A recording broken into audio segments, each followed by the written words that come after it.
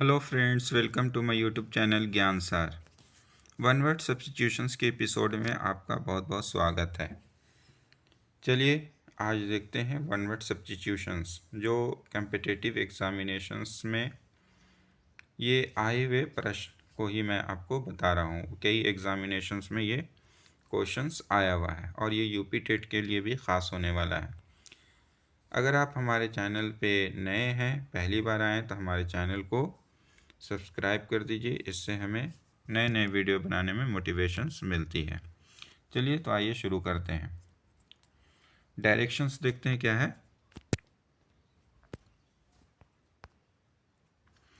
In this questions out of the four alternatives choose the one which can be substitute for given words, है ना। तो इसमें क्या देखना है, ये वन वर्ड्स के लिए बेस्ट एक्सप्रेशंस देना हम लोगों को, इसका सही उत्तर देना है। चलिए तो आइए बिना देर किए हुए देखते हैं पहले क्वेश्चंस को। One who goes to settle in another country, वह जो दूसरे देश में बसने के लिए जाता है। One who goes to settle in another country यानी कि अपना देश को छोड़ करके दूसरी जगह जा कर के बस जाता है। तो ऑप्शन में है इमिग्रेंट, अलाइन, सिटीजन्स, इमिग्रेंट। ये वन वर्ड सब्स्टिट्यूशन मैं पिछले वीडियो में भी बता चुका हूँ, है ना। तो इमिग्रेंट का अर्थ क्या बताया था हमने, अप्रवासी यानी कि बाहर से आकर बसने वाला, कोई फॉरेन लैंड से आकर के, है ना, जो आकर के बसता है उसे हम लोग इमिग्रेंट बोलते हैं। ठीक है, क्या बोलते हैं, इमिग्रेंट बोलते हैं, जो फॉरेन से आकर के बसता है, अप्रवासी। अलाइन का मतलब होता है विदेशी, अलाइन का अर्थ क्या होता है, विदेशी होता है। सिटीजन्स का अर्थ होता है नागरिक। तो हमारा ऑप्शन बच गया डी, जिसका अर्थ है उत्प्रवासी यानी कि अपना देश छोड़कर जाने वाला, जो हमारा क्या है, राइट आंसर है। तो पहला का आंसर क्या हो जाएगा, D, immigrant. One who goes to settle in another country is called immigrant. Question number 2, one who hates mankind, one who hates mankind, वह जो मानव जाति से घृणा करता है ना। वह जो मानव जाति से क्या करता है, घृणा करता है, उसको क्या बोलते हैं। चलिए देखते हैं राइट आंसर क्या होगा, फिलैंथ्रोपिस्ट। फिलैंथ्रोपिस्ट का मतलब होता है जनहितैषी, परोपकारी। फिलैंथ्रोपिस्ट का मतलब क्या होगा, जनहितैषी या परोपकारी।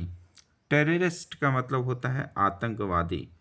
तो वन हु हेट्स मैनकाइंड, जो मानवता से क्या करता हो, घृणा करता हो, है ना। मिसएंथ्रोप, मिसएंथ्रोप का मतलब होता है मानवद्वेषी, मानवद्वेषी यानी कि वन हु हेट्स मैनकाइंड, जो मानवता से घृणा करता हो, उसी को बोलते हैं मिसएंथ्रोप। हमारा राइट आंसर क्या हो जाएगा, मिसएंथ्रोप, है ना, मिसएंथ्रोप।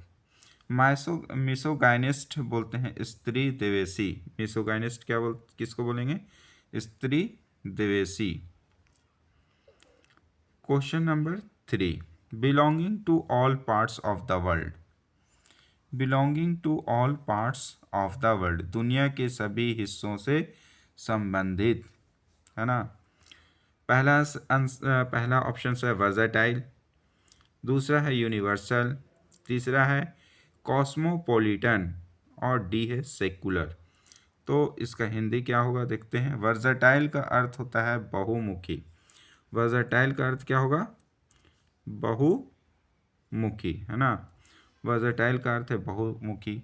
यूनिवर्सल का अर्थ है सार्वभौमिक, belonging to all parts of the world, universal. हमारा राइट आंसर क्या हो जाएगा, बी, सार्वभौमिक। कॉस्मोपॉलिटन किसको बोलते हैं, सर्वदेशीय, जो पूरी दुनिया को अपना घर समझता हो उसको बोलते हैं cosmopolitan.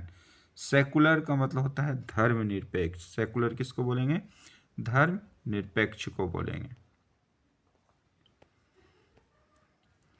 Question number 4, one who walks on ropes, वह जो रस्सियों पर चलता है ना, वह जो रस्सियों पे चलता है।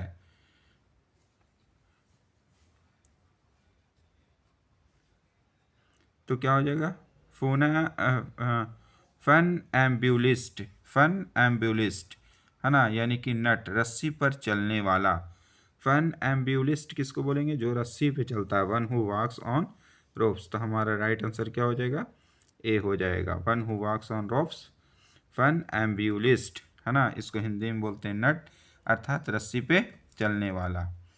अप होल्स्टर यानी सोफा, पर्दा आदि ठीक करने वाला।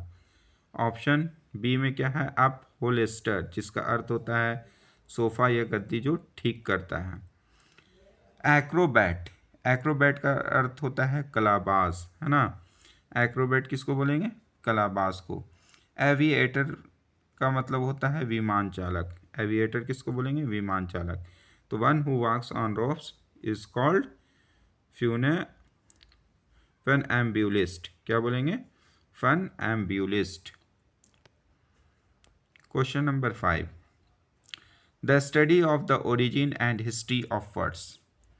The study of origin and history of words, इस क्या होगा? शब्दों की उत्पत्ति और इतिहास का अध्ययन।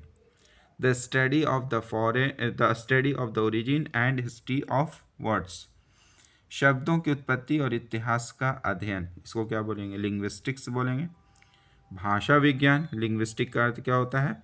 भाषा विज्ञान होता है। इटमोलॉजी, शब्द व्युत्पत्ति शास्त्र, है ना। तो the study of the origin and history of words is called etymology. हमारा राइट आंसर क्या हो जाएगा? B, etymology. वर्बोस का अर्थ होता है शब्द बहुल, यानी ज़रूरत से ज़्यादा शब्दों का प्रयोग, वर्बोस बोलते हैं। एंथोलॉजी, एंथोलॉजी का अर्थ होता है संकलन, कविताओं या कहानियों का। एंथोलॉजी। तो हमारा राइट आंसर हो गया B, the study of the origin and history of words is called etymology. Question number 6, a person who breaks into a house in order to steal. चोरी करने के इरादे से घर में घुसने वाला व्यक्ति। A person who breaks into a house in order to steal, है ना, चोरी करने के इरादे से घर में घुसने वाला व्यक्ति, इसका अर्थ हुआ। ऑप्शन ए में है पोचर, ऑप्शन बी में है बैंडिट, ऑप्शन सी में है इंट्रूडर, डी में है बर्गलर, है ना। पोचर का अर्थ होता है अवैध रूप से शिकार करने वाला। पोचर किसको बोलेंगे? जो अवैध रूप से शिकार करता है। तो ये हमारा ऑप्शन क्या होगा? गलत। बैंडिट बोलते हैं डाकू को। बैंडिट किसको बोलेंगे? डाकू को। ये भी हमारा ऑप्शन सही नहीं, क्योंकि question a person who breaks into a house in order to steal, चोरी करने के इरादे से घर में घुसने वाला व्यक्ति। इंट्रूडर यानी कि घुसपैठिया, घुसपैठिया भी नहीं होगा, ये भी हमारा रॉन्ग आंसर है। बर्गलर यानी कि सेंधमार, जिसको हम लोग चोर भी बोलते हैं। तो हमारा 6 का राइट आंसर हो जाएगा D, a person who breaks into a house in order to steal is called burglar. Question number 7, the study of maps, मानचित्रों का अध्ययन क्या कहलाता है? द स्टडी ऑफ मैप्स, मानचित्रों का क्या अध्ययन क्या कहलाता है? कार्टोग्राफी यानी कि मानचित्रकारी, है ना, यही हमारा क्या हो जाएगा? राइट आंसर हो जाएगा। कार्टोग्राफी का अर्थ होता है मानचित्रकारी। ज्योग्राफी का अर्थ होता है भूगोल, है ना। जियोलॉजी का अर्थ होता है भूविज्ञान।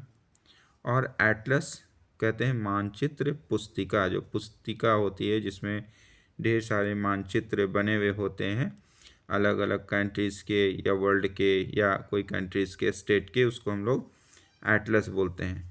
जियोलॉजी हो गया, जियोलॉजी हो गया भूविज्ञान, जियोग्राफी हो गया भूगोल हो गया, और कार्टोग्राफी हो गया मानचित्रकारी, यानी कि the study of maps is called cartography. Question number 8, tough tissues in joints, है ना, जोड़ों में मौजूद सख्त उत्तक, है ना, हार्ड टिश्यू, टफ टिश्यू, उसको क्या बोलेंगे? लिगामेंट्स बोलेंगे। स्नायु बंधक होता है, क्या होता है? लिगामेंट, स्नायु बंधक। एंडोडर्म, एंडोडर्म किसको बोलते हैं? अंतस्त्वचा, है ना। मसल्स बोलेंगे मांसपेशी को। फाइबर बोलेंगे रेशा को, है ना। तो लिगामेंट्स क्या हो गया? ये ज्वाइंट से ही संबंधित है, जिसका अर्थ होता है स्नायु बंधक, है ना। तो tough tissues in joint is called ligament. Endoderm जो है अंत त्वचा से संबंधित है। मसल्स हो गया, मांसपेशी हो गया, और फाइबर हो गया, रेशा हो गया। ठीक है, चलिए क्वेश्चन नंबर 9 को देखते हैं। The first model of new device. The first model of new device, किसी नए उपकरण का पहला मॉडल। किसी नए उपकरण का पहला मॉडल, फर्स्ट डिवाइस, उसको क्या बोलेंगे? तो ऑप्शन में है प्रोटोटाइप, स्कल्पचर, है ना। सी में है आइकन, डी में है फोटोग्राफ। तो इसका सही ऑप्शन क्या होगा? प्रोटोटाइप। प्रोटोटाइप का मतलब होता है मूल रूप, आदर्श, है ना। The first model of a new device is called prototype. हमारा 9 का आंसर क्या हो जाएगा? ए हो जाएगा। जबकि स्कल्पचर्स बोलते हैं पर मूर्ति कला को, जो मूर्ति बनाने की जो कला होता है उसको स्कल्पचर्स कहा जाता है। आइकन का मतलब होता है प्रतीक या मूर्ति होता है, और फोटोग्राफ का अर्थ होता है तस्वीर, है ना। चलिए क्वेश्चन नंबर 10 देखते हैं, जो हमारा आज का लास्ट अंतिम क्वेश्चंस है। प्लीज़ आप मेरे चैनल को अगर देख रहे हैं और अभी तक अगर सब्सक्राइब नहीं किया है तो प्लीज़ इसे सब्सक्राइब कीजिए, हमें मोटिवेट कीजिए और ज़्यादा से ज़्यादा शेयर कीजिए, ताकि हम आपके लिए ऐसी और वीडियो बना पाएँ। क्वेश्चन नंबर 10 कहता है a building where an audience seats, है ना। एक ऐसी इमारत जहाँ श्रोता या दर्शक बैठते हैं, उसको क्या बोलें? एक्वेरियम बोलेंगे, जिम्नाजियम बोलेंगे, ऑडिटोरियम बोलेंगे, या स्टेडियम बोलेंगे। तो एक्वेरियम होता है, एक्वेरियम का हिंदी होता है मछली घर, है ना, जहाँ पे मछली को रखा जाता है।